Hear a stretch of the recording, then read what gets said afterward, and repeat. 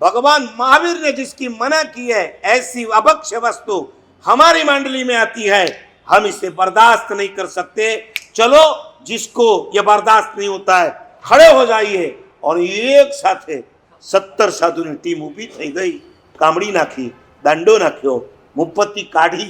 એ જ વખતે મુપત્તિનો દોરો હટાવ્યો અને નીકળી પડ્યા પંજાબથી વિહાર સ્ટાર્ટ।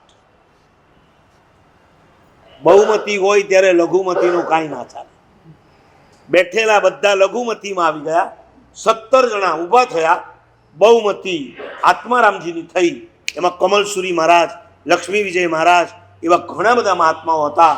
બધા સ્થાનકવાસી હતા।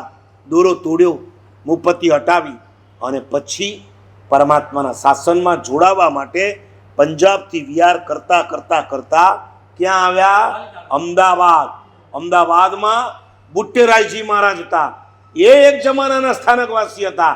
એમની સામે આત્મારામજીએ વાદ કરેલો અને એમને હરાવેલા। આત્મારામજી જીતી ગયા હતા મૂર્તિ પૂજાના વિરોધમાં અને બુટ્ટેરાયજીને હરાવેલા। પણ જો લઘુતા સરળતા કોને કહેવાય?